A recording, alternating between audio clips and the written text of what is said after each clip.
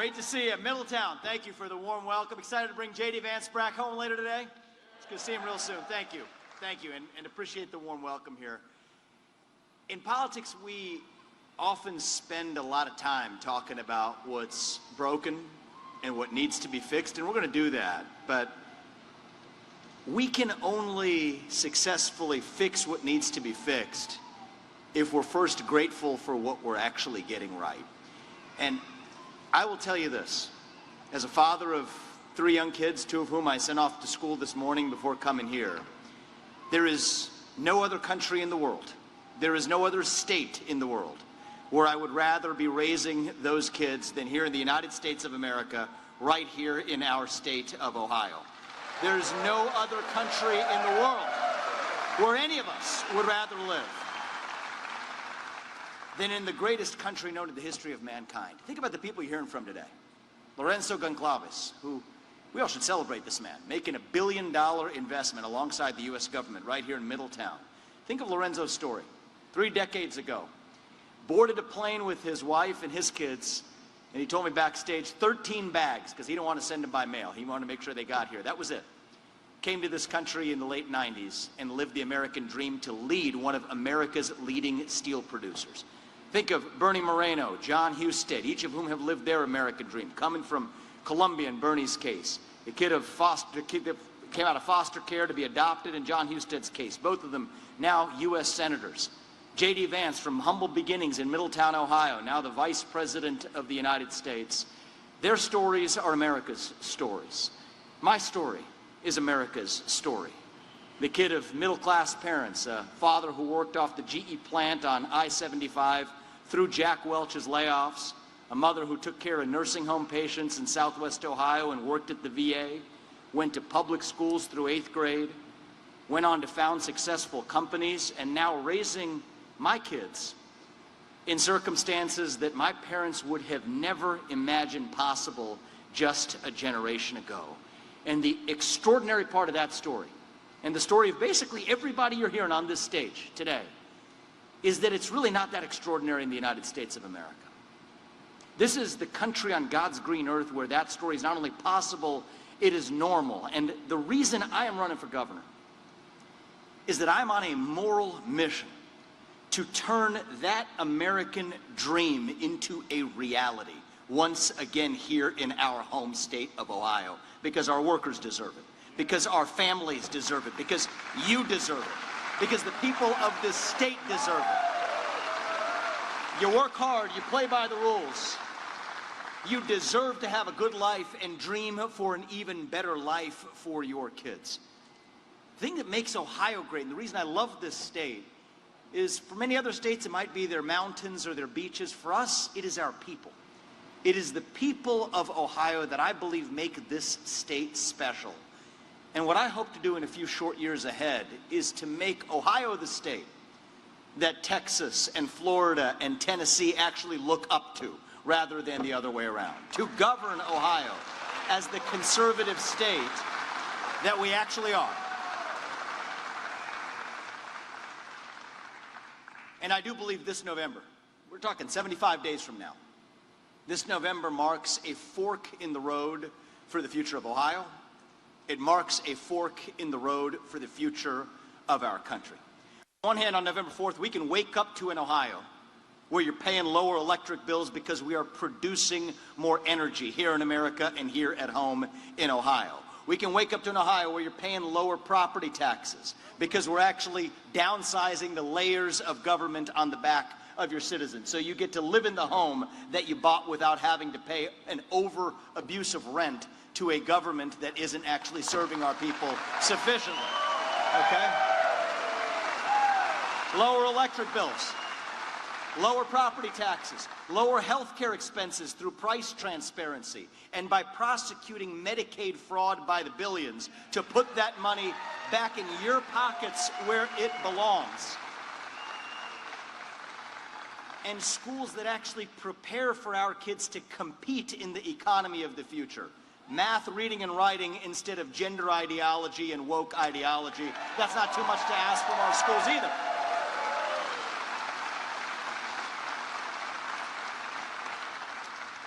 And the beauty of our country is that that choice for Ohio, that choice for the future of our state, that choice for the future of Middletown, that choice for the future of America belongs to nobody else other than to us.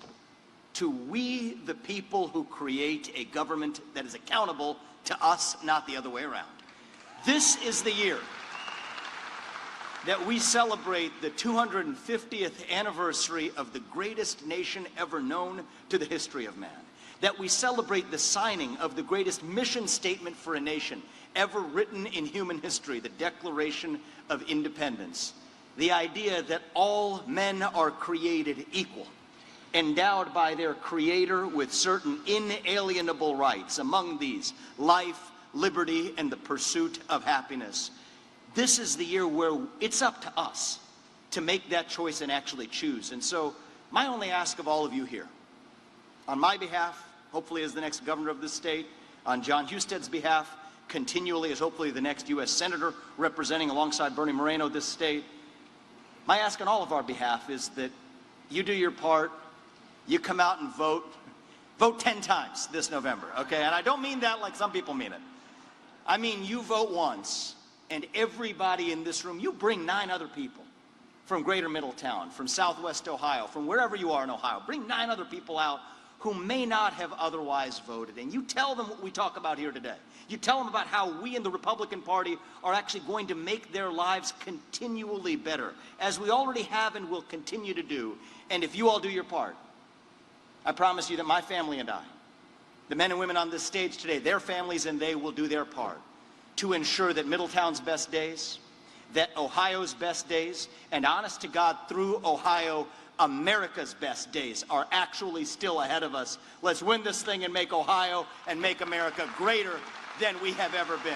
God bless you guys in Middletown, and may God bless our great state of Ohio. Thank you, guys.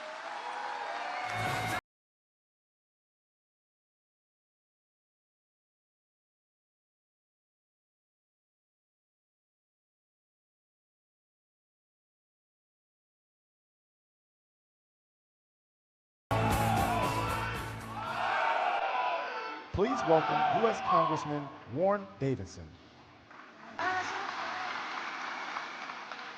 I'm Warren Davidson. I still love this country with a soldier's passion, and I will tell you, thank you for having me celebrate with you today. What an awesome thing to celebrate. I remember when I met Lorenzo, when he was first coming to this area buying AK steel.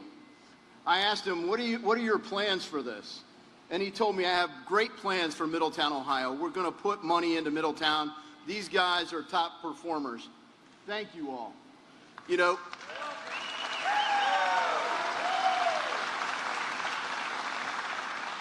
unless somebody makes the stuff, there's no stuff, right? Thank you guys for making the stuff, but doing it well. Because when you look at now Cleveland Cliffs and the footprint they have all over the United States and frankly steelmaking around the world, capital goes wherever. You guys have to perform day in and day out. So thank you for crushing it. We know you're going to keep doing it, and thank you for setting the conditions for this big investment. You know, the Bible in Proverbs says, without a vision, people perish. Lorenzo had a vision, but so did President Trump. You know, when he came to office, he started talking about our unfair trade deals. Now, Ross Perot, with the benefit of hindsight, was right. He said there would be a giant sucking sound if you do these trade deals the way you're going to do them. And people are still reluctant to admit it. They still want to attack Donald Trump for finally doing something about it. You know, I got out of the Army. I got into manufacturing. We made stuff. We had 2 plants in Troy, 1 in Fairfield, a couple of hundred employees when I stepped away to run for this job and get the chance to serve my country again in Congress. And you still have the debates in the hall today. Are we doing the right thing? Are we doing the right thing here today, Middletown?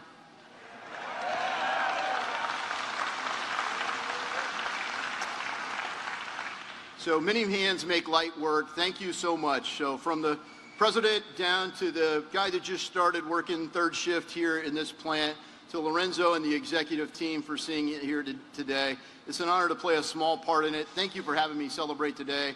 I can't wait to keep coming back and seeing you guys kicking butt and taking names. God bless you all. God bless America. Welcome U.S. Senator from Ohio, Bernie Moreno.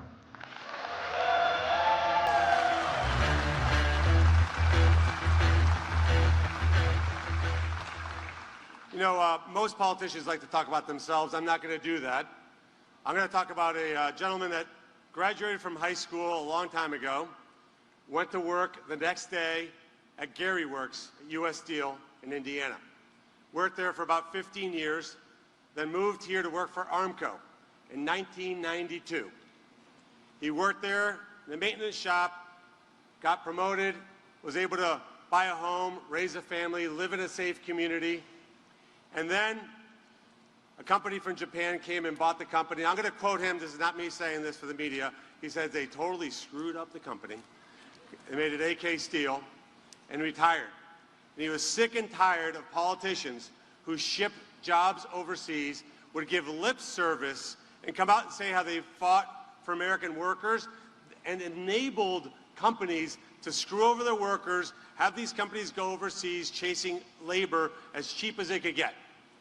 That man is the father of my wife of 37 years, Dennis Brickley. And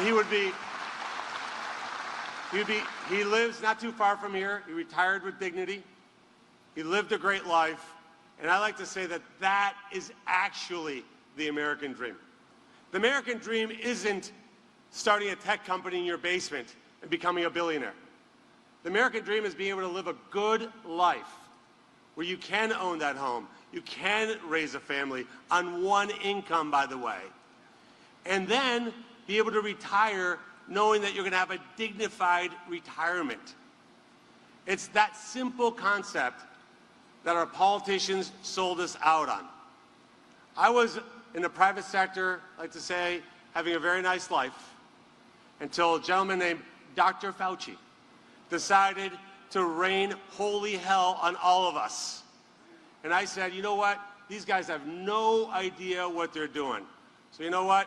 Decided to run for the United States Senate, and I beat a guy who'd been around for 50 years, making promise after promise. And yet he voted with Bernie Sanders, AOC, and Nancy Pelosi every single time. He said he was for the American worker. Guess what? He let tens of millions of illegals come here to get your taxpayer dollars to give them education and health care. He supported men in women's bathrooms. I think that's kind of stupid. He supported transgender surgeries on children. That's absolutely insane. And what we've done is completely reverse all of that. But it's not just enough to talk about what the president has done. What is Congress going to do? Because we can't rely on an executive alone. We've got to put these things into law. I am so proud to have gotten a bill across the finish line out of the Commerce Committee called the Connected Vehicle Security Act. Here's what it does. A Chinese vehicle will never be allowed to enter the United States of America, be produced here, or in any way be in this country.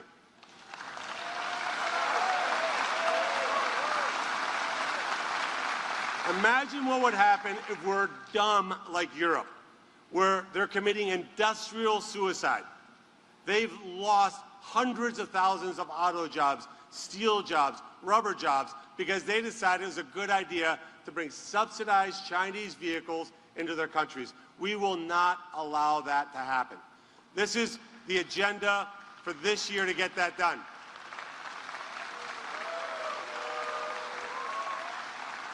I told Lorenzo it's not good enough for me to have you guys be in the top 3 in steel auto producing in the world. This place needs to be number one in the world. We need to grow the employment here. We need to make sure that each and every single one of you, with great representation from your union, has the ability to live that great American life. And I don't know about you guys, I was just so sick and tired of these promises from politicians.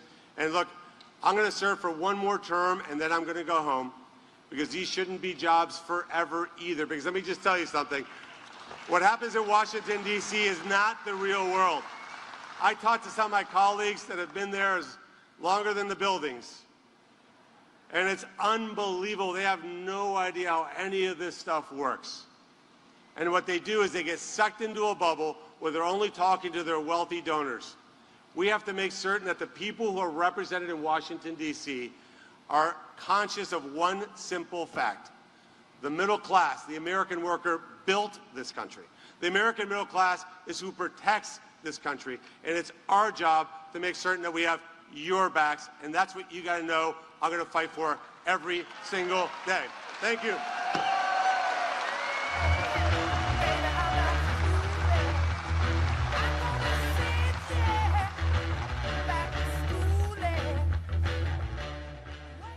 Please welcome U.S. Senator from Ohio, John Husted.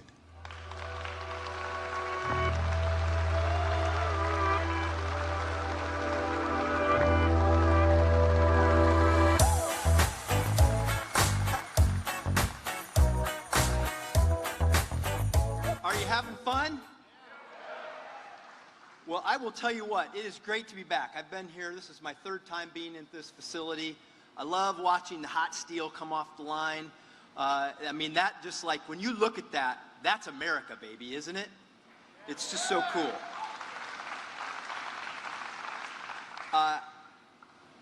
This is a great day. I'm so excited to be here. It's a great day for Cleveland Cliffs, but it's a great day for all of you and for your families and for Middletown, this community. And it's a great day for America. It really is. This is what the America First agenda looks like. It's about these folks right here. It's about places like Cleveland Cliffs. It's about steel manufacturers. That's what the America First agenda is all about, because it's about your jobs and your family and making sure that America can make the products that we need every day for our economic and national security, and that's what you do. Great.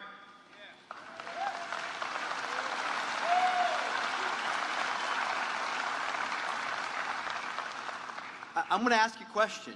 Do you believe that America needs to be able to make steel to be economically and nationally secure? Do you believe it? Well, we lost a lot of steel jobs and we lost a lot of steel factories, but it's coming back to America again.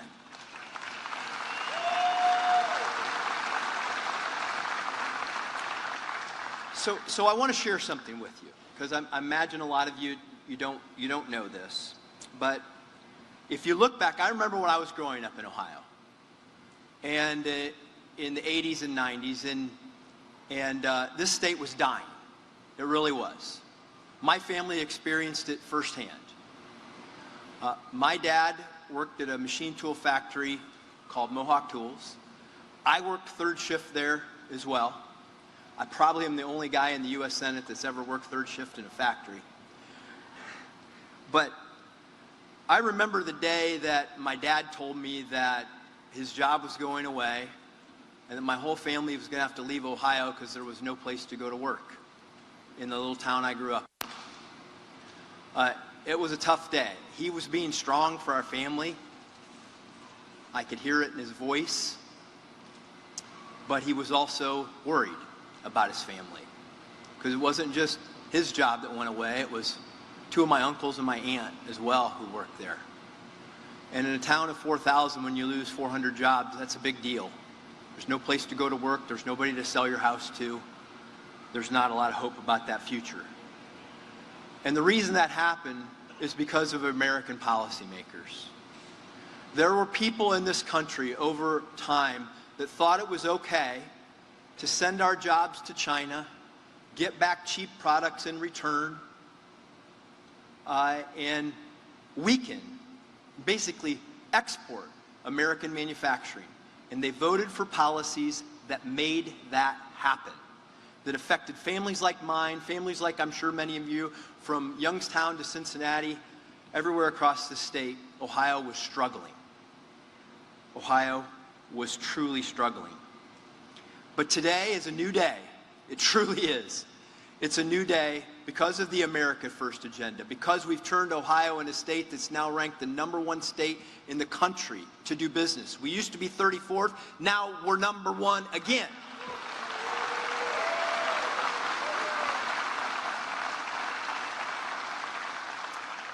We've added in this state 3,000 manufacturing jobs. I remember when there were presidents who were saying, candidates for presidents, that manufacturing's dead, manufacturing jobs are gone, manufacturing's not coming back to America. They were wrong. we can bring back manufacturing to this great country in places like Middletown and across places across our great state. And it's important. And why is it important that we do this? Investments like this, $1 billion investment right here. Because it's job security. It's economic security. It is national security. You have to be able to make the things that are essential for your economic and national security if you want to be a great nation. Don't you need to do that? Exactly right. We've got to do those things. We can do it in Ohio, and we're doing it right here in Middletown. Now, I'm proud to have played a small role in this, because I know when I took the oath of office and I said I was going to fight for you, this is the kind of thing, this is what the America First agenda is. It's about places like this. It's about investments like this, but making sure that we have the energy we need. But you have to understand, there are a lot of people in Washington, and people who've been in Washington, they don't get it. They don't get what it takes to be great. They don't get the fact that radical policies, and I want to tell you this right now, you want to have lower electricity prices, I want to tell you why they're rising. Because Congress, and under the Obama administration, under the Biden administration, they closed 23 power plants in the state of Ohio, representing half the electricity we use on a daily basis. They did it. Radical climate policies did that, shut them down, and now we have a supply and demand problem. We've got to build more power plants. We've got to build an all-of-the-above energy strategy. We've got to do what we're doing here in Middletown, investing in clean energy that's going to help power a steel plant. How does a steel plant run without electricity? Does it run very well? It doesn't run. And you got to have it 24/7, 365. You got to build the capacity to make America work. And we're going to build more factories, and we're going to build more power plants, and we're going to fuel this nation. We're going to fuel its renaissance and its revival to make sure that Americans are proud onto the future. Because 250 years ago, people of this nation sacrificed greatly to give us our birth. And I know I love the America 250 celebration, and I've done this for over 20 years. I get up in the morning on Independence Day, and I read the Declaration of Independence every year. And I love that, we love the lines that we know, but the last line, we pledge our lives, our fortunes, our sacred honor. We're all in this together. And there are so many people that have sacrificed over those 250 years to give us this great nation. We owe it to them. We owe it to our children and grandchildren to continue to make America the greatest nation in the world. And I'll close with this, because I'm asking you to get out there and vote this year, to tell your friends and family what you're fighting for, what you believe in, that we stand for America first. But George Washington tells a story in some of the writings that he had made about winter at Valley Forge. He said that you could trace the movements of his army by the blood in the snow, because many of his soldiers didn't have shoes or clothing or food to eat. I'm not asking you to winter at Valley Forge or fight the Civil War or storm the beaches of Normandy. I'm asking you to get out there and fight over the next 75 days for democracy, for America, for the American way, for the America First policy. Thank you very much. God bless you. Dream my cardigan. Welcome to the land of fame excess. Wow. I'm going to start with a giant thank you. Thank you to everyone in this room, everyone working at the Middletown Iron Works. You make our world possible, our life possible. I'm honored to stand here in this, what is truly a cathedral to American industrial might. This is how America became the greatest nation ever in history and the ultimate land of opportunity for 300+ million Americans. I met the Vice President about 10 years ago, right after his stirring memoir came out. I had quite an impression when we first dialogued. It's a classic American story, a pursuit of the American dream. Does not matter where you're from, it's about where you're going. The Vice President had a plan, and he created and lived the American dream. But it wasn't easy. It wasn't easy. We've had forces over the last few decades, the deindustrialization of our country, that were simply tragic and colossal mistake. coastal leftist democratic ideas that somehow big, strong, powerful things were out of fashion. We should push those overseas to be made in Asia, and we'll just buy the products when they come back. We should be pencil pushers and computer keyboard tappers. That was a vision of America, but a very narrow and false vision of America. There is no great power, no great nation without industrial might. Thank you.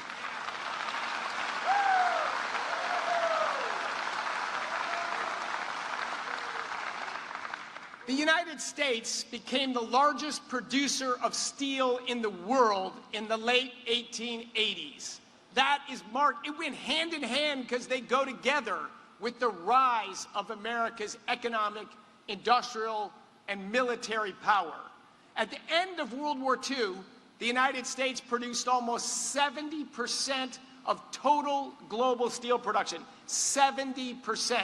That's American power. America's the best. We have the best workers, the best businesses, and the best values to pass on our jobs, our ideas, our skills to our children and our grandchildren. And as I said, we lost our way.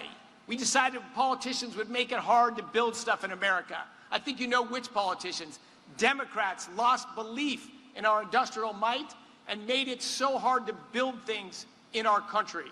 Our steel industry declined to only 5% of global steel production. That is not America. That's not where we're going to stay. That's the wrong place. President Trump and Vice President Vance, they ran for election on a simple idea. We're going to reindustrialize America. We're going to sweep out the nonsense, bring back common sense, double down on American workers, and bring America's industrial might back to Ohio and back to all 50 states in this incredible country we're all honored to live in.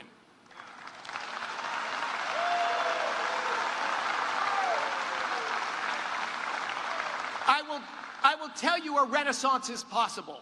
The United States oil production peaked in 1971.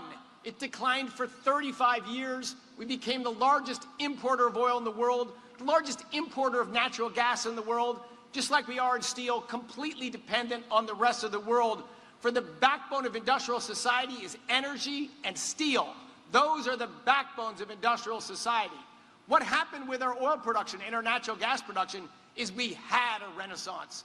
Today, we're by far the world's largest producer of oil, by far the world's largest producer of natural gas. In fact, we're the largest net exporter of oil and natural gas on planet Earth. We did it with oil and gas. We can do it with steel also.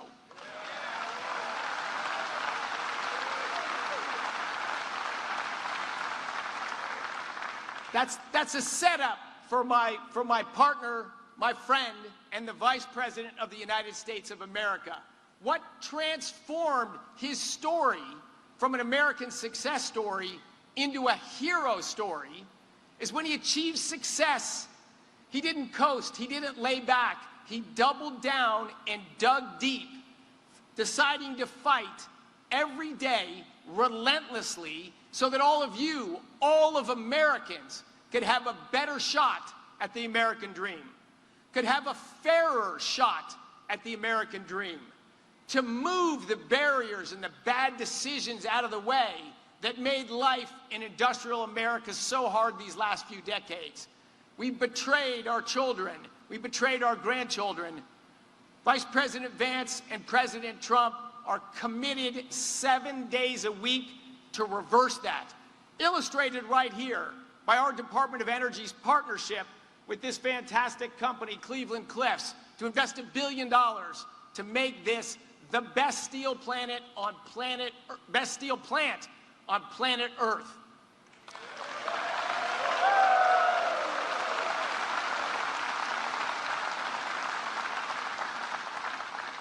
I'm now going to welcome to the stage someone who's an inspiration to me, the leader of the reindustrializing the United States of America, working with the senators in Ohio, the governor in Ohio, and the leadership to make our country great again. God bless you. God bless Middletown Works. God bless the fabulous state of Ohio. God bless the United States of America. and God bless our unbelievable Vice President, JD Vance.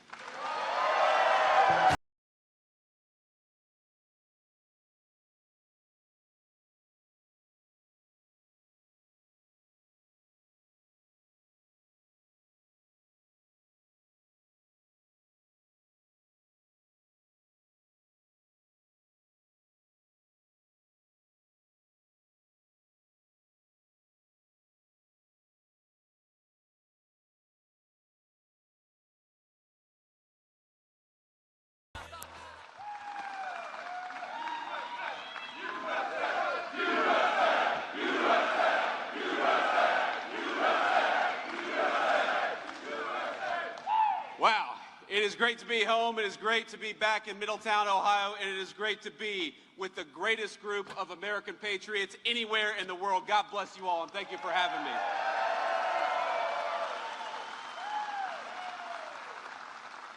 Before I get started, I got to give some shout-outs here because we have a lot of amazing political candidates. We have some leaders and future leaders, and I'm going to try to get through as many as I can. But first, I've got to give a shout-out to my great friend and the next United States Senator, my replacement, as the next United States Senator from the state of Ohio, John Husted. John, please stand up. Thank you. We've also got, I believe, a great gubernatorial candidate, a great governor of Ohio, but also a great next governor of Ohio, my friend Vivek Ramaswamy. Vivek, please stand up and say hello.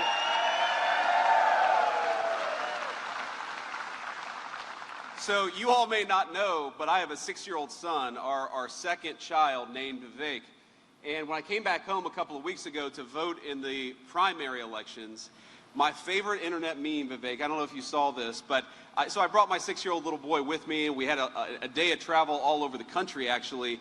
And I hold his hand into the polling booth, and, you know, he votes for, like, whether he prefers, you know, caramel apples or watermelon or something. They have some kid polling ballot to fill out.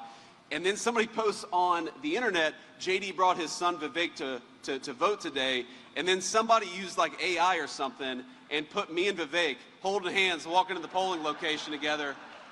But I don't think that anybody needed to encourage Vivek to go to the polling location that day. When your name is on the ballot, nobody needs to make you go vote. But Vivek's going to make a great governor for the state of Ohio. I believe we have my friend Jay Edwards, who's going to make a great treasurer for the state of Ohio. Jay.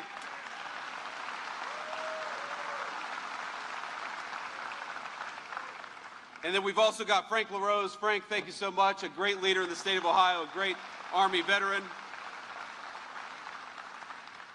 And I got a lot of other people I could shout out, but I don't think any of you are up for election in a few months. So you're going to have to, that's going to be it. Because I'm going to talk about steel. I'm going to talk about America's comeback. I'm going to talk about the fact that this is a great day to be a resident of Middletown, Ohio. This is a great day to be right here in southwestern Ohio. And you all know my story. I look at what you all are wearing, and I remember my papaw going to work in an outfit not all that different and coming to this very place to work for nearly 40 years as a welder at what was then Armco Steel. And I can't help but think about the last time a James Vance stood in this very place. He had spent nearly 40 years as a welder at Armco Steel, now, of course, Middletown Works of Cleveland Cliffs. He was not an educated man by any means, but he was a brilliant one. He was a complicated man, a man of faith who never went to church. He was an alcoholic since middle school, but he quit cold turkey as a grandfather. But if he was a complicated man on the inside, he was a man with very simple ambitions. He didn't want to get rich. He had no desire to build a business. That's not who my papaw was. His American dream was well-fed kids, a car engine to tinker with. He loved to build out cars, a lukewarm cup of coffee, never cold, never hot, and of course a donut from either Central Pastry or Milton's Donuts. That was his American dream.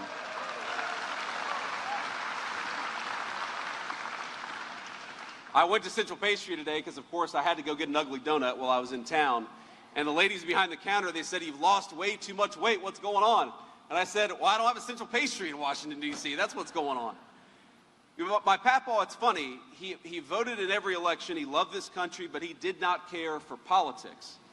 Now, back then, he said that Democrats were the party of union men, so he usually voted Democrat, but he thought way too many politicians were just plain old corrupt, and he was right. All he asked for from his political leaders was very simple. He asked that his taxes be reasonable. He asked that his community be safe. He asked that our politicians ensure that there were good jobs for men and women who were willing to work for them. And he asked that America never be asked to be the policeman of the world. Now, he was my grandfather. I called him Papaw. And he toiled in this very place to give our family the little extras, like I said, for nearly 4 decades. Now, I'm very honored because the welders of this facility made me this incredible, beautiful artisan plaque to commemorate me coming here. And those of you who don't know, Papaw was a welder, so it's particularly meaningful for me and for all the welders behind me and in front of me. Thank you all. It means a great deal. But Papaw was a welder in this place for 40 years. And today his grandson stands here as the Vice President of these United States. It's an amazing thing.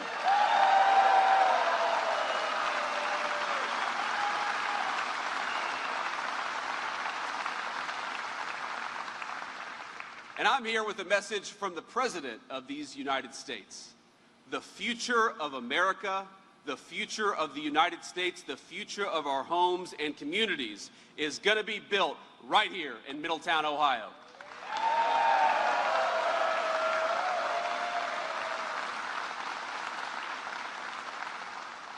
My Papaw hated the politicians who ignored this place.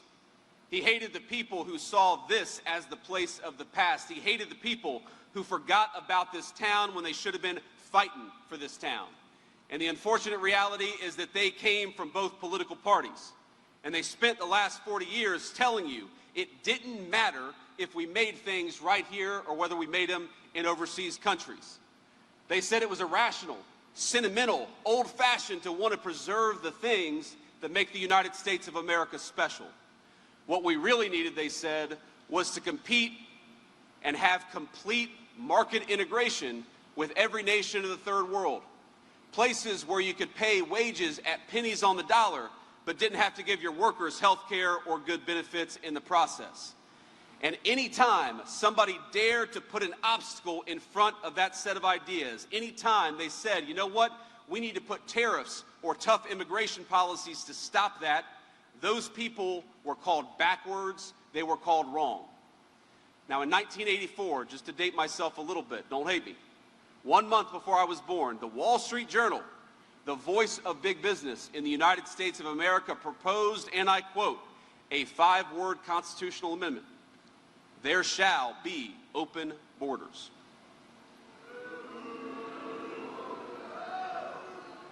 Now they weren't joking. They weren't being tongue-in-cheek. Because if you look at what they tried to do over the next 40 years, they told you back then exactly what they were trying to do. 16 years later, when I was in high school, right here at Middletown High School, go Middies.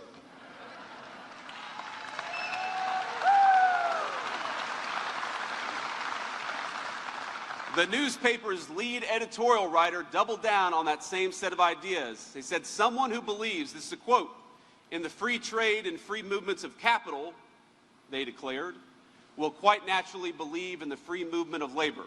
That means they're going to ship your jobs overseas and they're going to let anybody who wants to come into the United States of America with no vetting and no care. Being replaced by foreign workers, in other words, it was not an accident, my friends. It was the desired outcome of a generation of American elites. And every single person in this room knows the consequences and what they looked like over a generation right here in Middletown, Ohio. Now, growing up here, I remember when somebody would come to school and tell me that their dad had just found out that he had lost his job, that the factory that employed their parents was going overseas to China or to Mexico. In other cases, American workers didn't just have their jobs destroyed, they got told they were being replaced by a foreign worker, and then they had to train that worker before they got replaced. Some of these stories have made national news and they've stuck with me. 3 years after the Wall Street Journal called for the free movement of labor, a computer programmer, not a mill worker, a computer programmer by the name of Kevin Flanagan was let go at the bank that he worked at. And the bank, they told him, you're only going to get your severance package if you trained a foreign replacement to do your job instead. And it's a heartbreaking story because he did it. He dutifully did what he was asked to do. And on his last day, he packed up his things, he walked to the office parking lot, he got in his truck, and he shot himself. It's not just Kevin, as you all know. Now, economists have measured the ways in which the opioid crisis exploded in the very locations where jobs were shipped overseas. The open borders demanded by those same people brought some innocent people, of course it did. But we also know that it brought a lot of cartels, it brought the fentanyl trade, and it left us with millions of orphan children being raised by aggrieved grandparents. That was the story, of course, of my mama and papa. Now, the blood of these men and women, these so-called deaths of despair, I'm sure you've heard that phrase, but it's almost too abstract for me, because the blood of those people, in my view, it pools at the feet of those who would sell out their country for a cheap bottom line.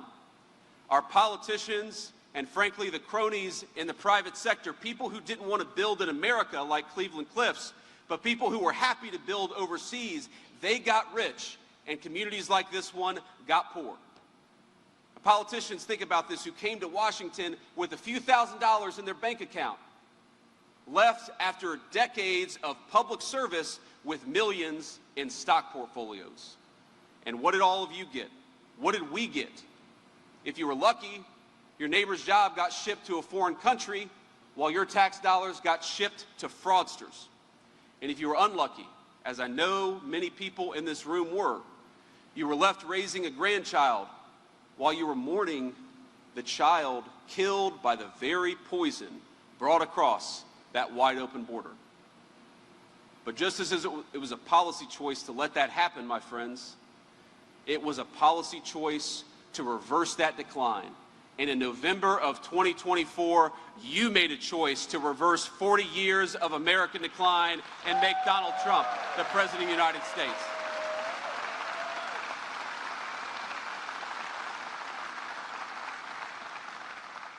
And I'm not saying it's going to be easy or it's all going to happen overnight, but in just 18 months, we have seen an explosion of rebuilding in the American heartland.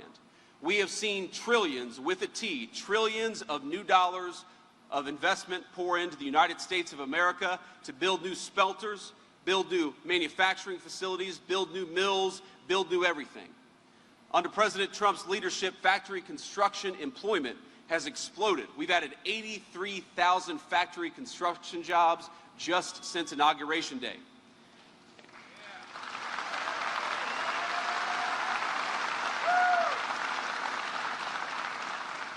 And as companies break new ground on new facilities and they start building new assembly lines, imports for capital goods are reaching historic peaks.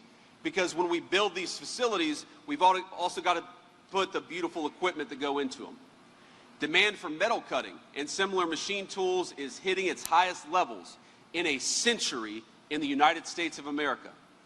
And all this new construction is building on a strong base, with manufacturing activity last month reaching its best rate in many, many years.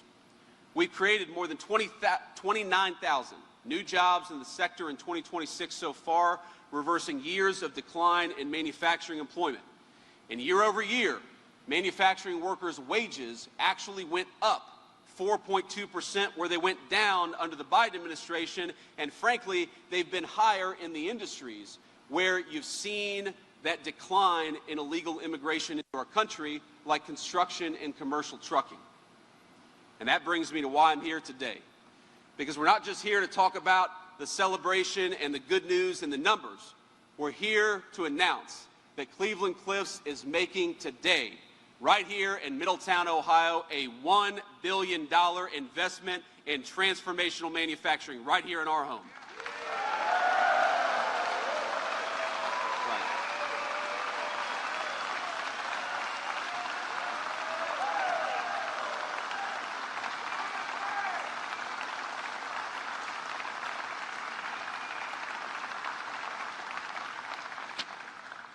Now that's going to protect and create tons of new jobs. We're going to upgrade the iron-making furnace.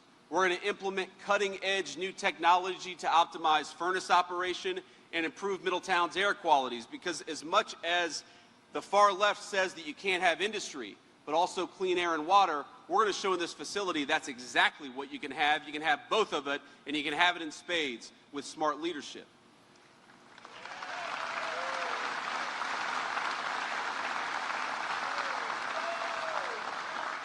Now, this is only possible because of my friend Chris Wright and the president's energy dominance agenda. And I got to say, it's great to have a business that is putting power into the grid rather than just taking it away, and that's exactly what we're going to do here in Middletown.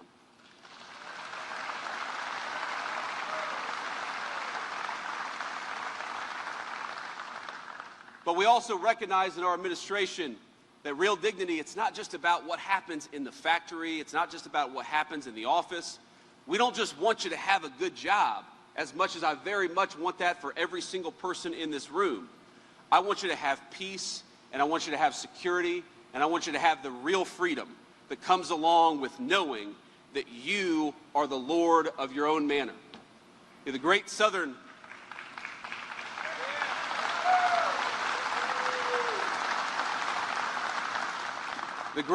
populist, probably most of you in the room don't know who I'm talking about, but he's an interesting guy, kind of a crazy guy. His name was Huey Long, and he once said, "Every man a king" was the goal of his political program. But no man is a king if their castle is under siege by criminals. No man is a king if they can't take their family out to dinner without being mugged or having their car jacked. And of course, ending the Biden border invasion was a big part of why we have changed that over the last 18 months.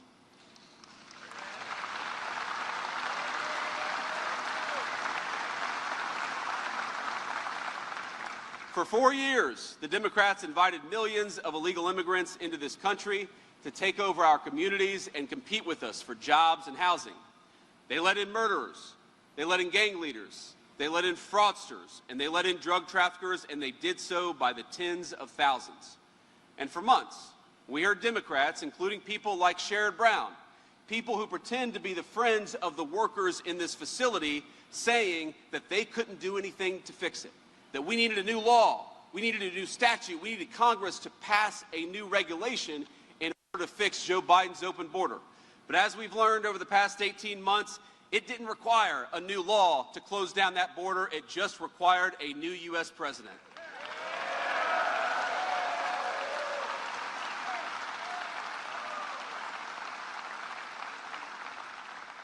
And what we did is we told American corporations that if you wanted new workers, you got to start by training and hiring your own countrymen.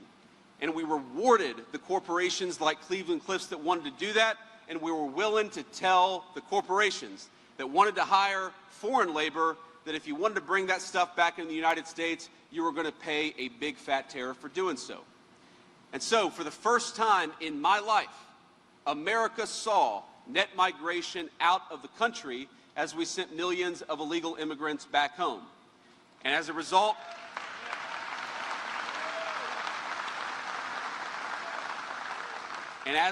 of that, this is maybe the thing I'm the most proud of in the last 18 months. Do you know that all net job growth over the past 18 months went to native-born Americans, reversing a trend for 4 years where it all went to other people?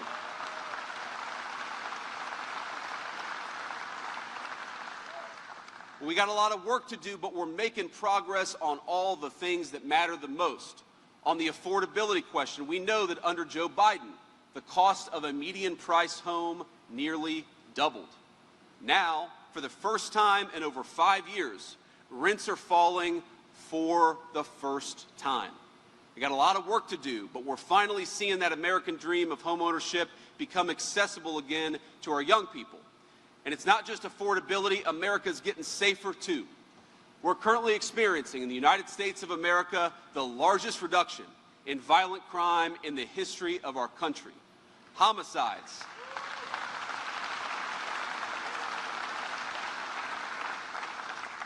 You know, homicides are at their lowest level in our country, the lowest level in 126 years. That's almost hard to believe.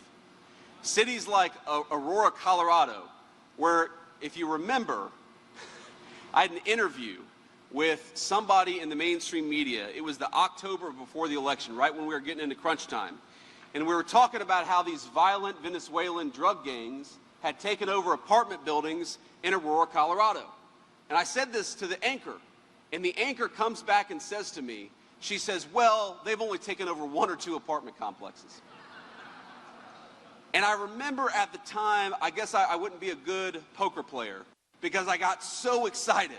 I was like, did she really just say it's okay for a Venezuelan drug gang to only take over 1 or 2 apartment complexes? I was ready to jump out of my seat and make this point that a single apartment complex or a single home taken over by a foreign drug gang is one too many, which is why we got to get those people the hell out of the United States of America.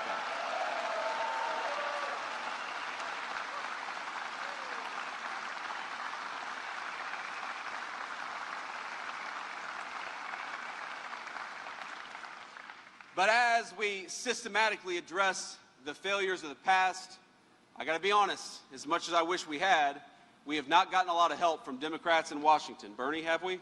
No. This is not, unfortunately, JFK or FDR's Democrat Party. Hell, it's not even Bill Clinton's Democrat Party. This is the party of diversity quotas rather than opportunity for all.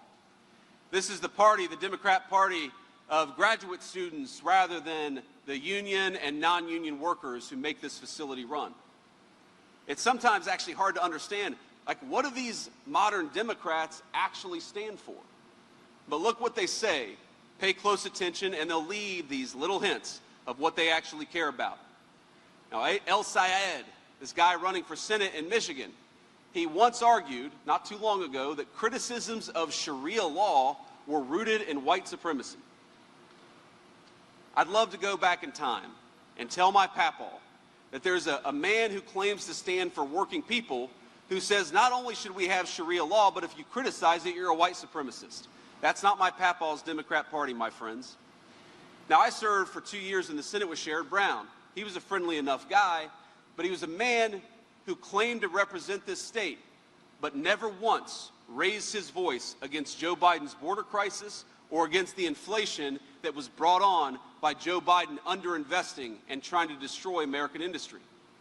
If you look at it, at every step of the way, these Democrats have voted for foreign workers and fraudsters over American citizens and hard-paying taxpayers.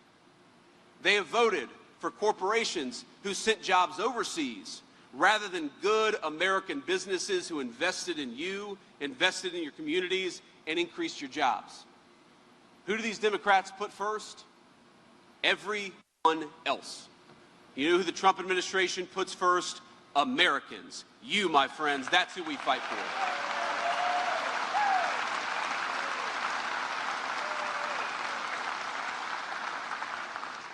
But you know, these Democrats, they've opposed every turn our work to make trade fair again, to stop letting foreign countries take advantage of us. They screamed and cried as we protected our communities from illegal immigration. They sued, they boycotted, they protested, they rioted, and they obstructed, all in the name of defending the interests of foreigners over American citizens. That's right. Now, some of the stories sound insane. In one case, we were working to deport a convicted child rapist in the state of Minnesota. Tim Walz. You remember Tim Walz? Caught wind. And you know what he did? He pardoned the guy. He pardoned a literal child rapist to prevent him from being deported out of the United States of America. Now, we went ahead and got this guy out of our country anyways. And Walz, it gets better. Walz asked the country what good it accomplished. Did that make us any safer? That is a direct quote from the Democrat governor of Minnesota. To which I'd say, as the father of 4 young children, 10-year-olds and everybody else can breathe a little bit easier in Minnesota. Yes, Tim, of course it's good to get violent criminals the hell out of the United States of America.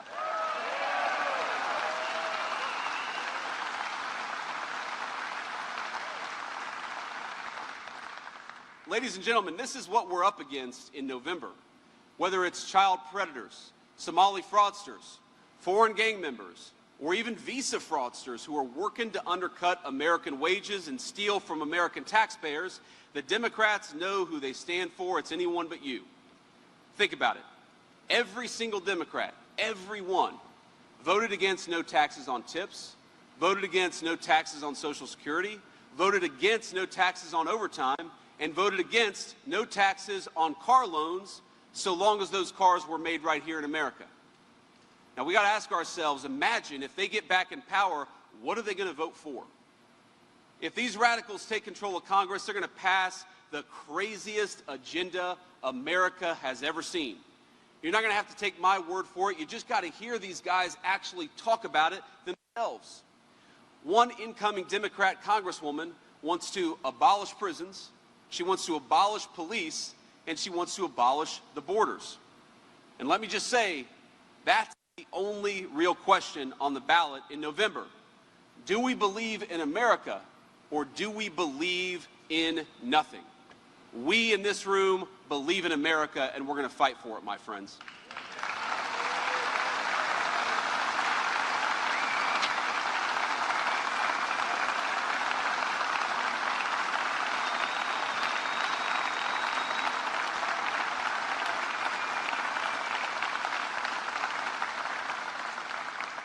You know, when I reflect on 250 years of American history, what I can't help but feel above everything else is gratitude.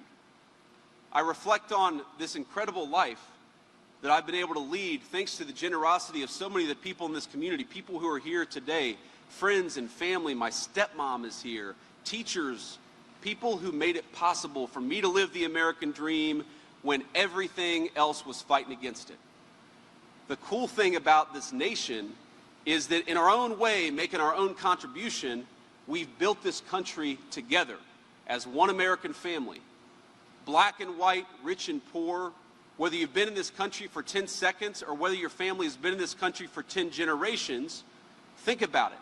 Every accomplishment of American greatness has a long line of people, many of them who don't get their part in the story, but we all know we're very much part of it. Now, of course, I grew up in an era where we had already gone to the moon. But think about this. When we went to the moon, of course, it was the astronauts. Everybody wanted to be an astronaut when I was growing up. Neil Armstrong just lived up the street when I was growing up. They were amazing men. They tested the limits of physical realities. They had quite literally out-of-this-world courage. But it was not just them. It was the scientists. It was the computer programmers who designed the rockets, who designed the software that went in it. It was the janitor who made sure that facility was a clean and orderly place to go to work so that these guys could build the rockets that took us to the moon. It was men like my papaw who worked at steel mills all across America and who built parts and materials that were American strong and good enough to test the limits of interplanetary travel for the first time in human history. It was the moms and dads doing the quiet and, as I know, often thankless work of raising the kinds of boys and girls who could become astronauts or become scientists or become welders or eventually become moms and dads themselves. The story of our beautiful nation and its greatest achievements has been written by all of us together. Some of us contributed a few sentences and others contributed whole chapters of the book, but it is the story of our people. It is the story of our parents before we were born, and it will be the story of our grandchildren long after we're gone. The story of this country is one of a foundation laid by normal, common, and good people who make the great achievements of Western civilization possible. You know, one of my kids is ready to go back to school next week, and I learned through him of a classmate who suffered from a terrible illness. Little girl, beautiful little girl, and as fate would have it, just a crazy coincidence, I actually knew a little girl when I was growing up in Middletown, Ohio, who suffered from the exact same illness. And what I remember is that back then, it was considered a death sentence. And now it's serious. I don't want to underweight it, but this little girl is expected to survive after she gets her course of treatment. Now think about this. In just a single generation, a disease has gone from a death sentence to another very difficult problem that Americans together can fix. From the people who are making the therapeutics, to the people who are designing and building the facilities where they're made, to the men and women who manufacture the steel where the medicines that saved that little girl's life were made. It's not possible without all of us working together.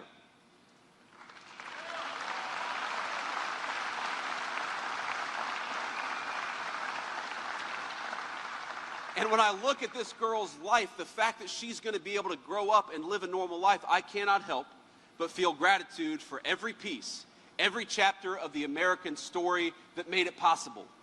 To the researchers and scientists, think about this, who have toiled for decades finding treatments to the world's most difficult diseases. To the businesses, the parents, the private citizens, the philanthropists who funded the kind of moonshot research to take this disease to be something that could be treated. To the government that created a climate of innovation for the world's deadliest diseases. Think about all the teachers who made it possible for this little girl, my son's teacher too, who made it possible for this little girl to come to school despite her illness. And I got to brag on my little boy a little bit, and I hope I won't feel emotional or get too emotional, but I can't help but feel gratitude to him. Because I got a note a couple months ago, every father will appreciate this, and he told us that in this girl's weakened state, even though she was still trying to come to school most days, that their daughter was worried about going down the steps to the playground. But that every day, our little boy volunteered to hold her hand and make sure she got to go to recess with confidence.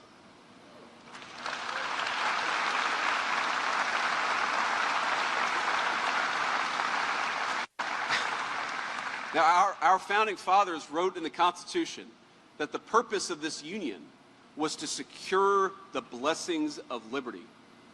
And what greater blessing of liberty than to know that this little girl has a good chance, to know that the work of an army of doctors and researchers made it possible for your little girl or your little guy to show a moment of compassion to this little girl, to show that greatness that I believe God places in the heart of every human being, made possible because this little girl happened to grow up at a time and in the greatest country in the history of the world.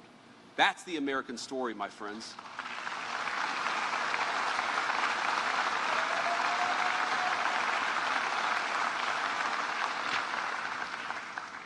Look, it's not my job to tell you how to live your life.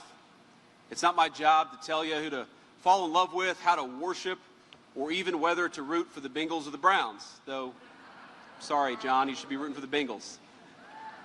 You too. Actually, Bernie, you're probably more of a Cleveland fan than John is.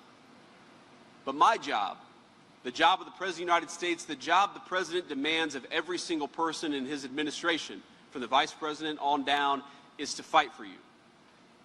It's to fight for your blessings of liberty, for a neighborhood that's safe, a job that's dignified, a church that's protected, and a community of citizens where every single person has both the right and the duty, but also the obligation to write their story in the chapter of the United States of America. And so, my fellow Americans, my fellow Ohioans, my fellow Middletonians,